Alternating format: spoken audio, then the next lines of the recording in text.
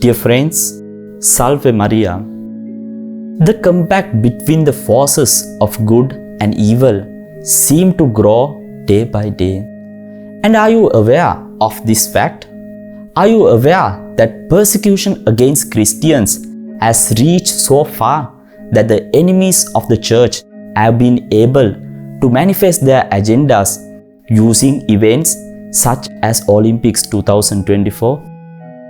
As the 2024 Summer Olympics conclude, viewers are turning their attention to the closing ceremony in Paris, with one performer capturing widespread attention and sparking questions. Watch our program to know more. The Paris Olympic Games came to a close on the evening of August 11th after a ceremony at the Stade de France, with the country's worldwide reputation still tarnished. The opening ceremony on July 26th had already been a great humiliation against the glory of Christianity. The closing ceremony was no less outrageous than the opening, although it may have been a bit more ambiguous. For some, the closing ceremony of the Olympics was just another huge satanic ritual performed in front of the entire world, and most people remained unconcerned as usual. This year's Olympics events were filled with blasphemous scenes, and it was watched by almost 1 billion television viewers, leading to fears such as the following. Are these theatrical presentations done against the faith, or a message regarding the coming dark future? We could explain the closing ceremony with the following words.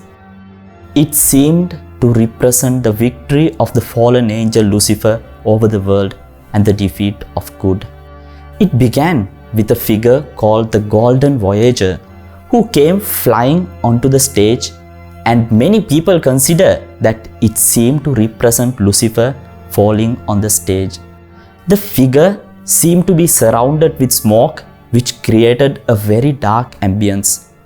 One could conjecture it as a representation of the entire world that is in complete chaos.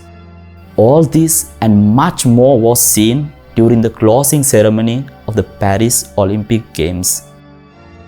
Two more figures, who, according to the opinion of many, seem to represent the Antichrist and a false prophet, joined up with the character Golden Voyager, or what is seemingly as Lucifer, and presented him a Greek flag.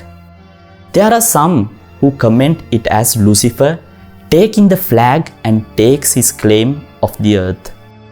At this moment, all the light on the stage seems to focus on this scene. Amidst all this chaos, in a terrifying musical atmosphere, enhanced by dark color and smoke, a headless personage, an angel, emerges from below.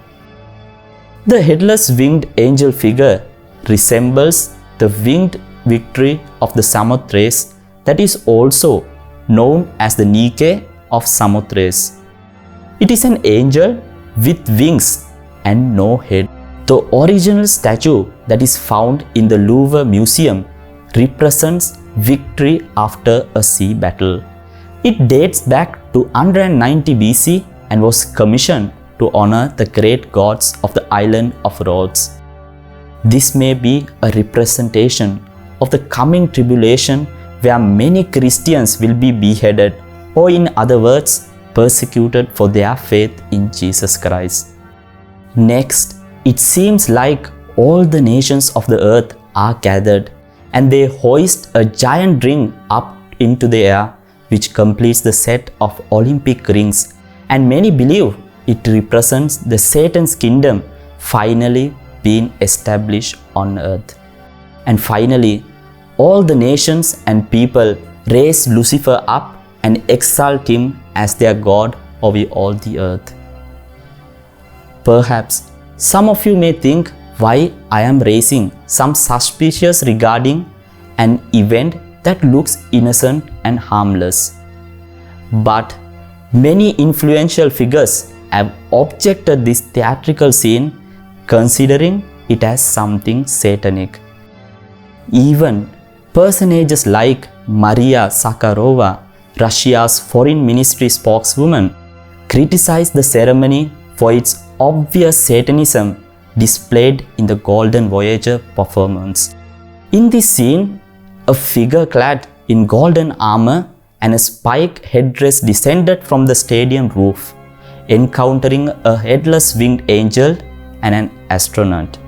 The figure was then raised upward by performers dressed in white bodysuits. Zakharova interpreted this as a depiction of a fallen angel turning people into zombies, subjugating humanity to his will. So, one could raise the objection, why do you condemn this event as satanic? But I would like to answer to such a question with the following. If the opening ceremony itself adds so much of anti-religious, anti-Catholic messages, isn't it normal for any person who loves virtue and honesty to find strange at such weird representations? Even the apology of the Paris Olympics 2024 spokesperson Anne de Campos is not convincing. She said that the opening ceremony tried to celebrate community tolerance. If people have taken any offense, we are really sorry. How could one celebrate community tolerance while attacking the religion divinely revealed? Isn't this a contradiction, an obvious lie? This is not even properly speaking an apology. So how could one believe that events so strange and unclear prepared by such persons do not have anything satanic behind? And also, someone may say that it was a creative production of French culture. But creativity has to be represented in service of beauty and truth, not in strange, weird and ambiguous manner.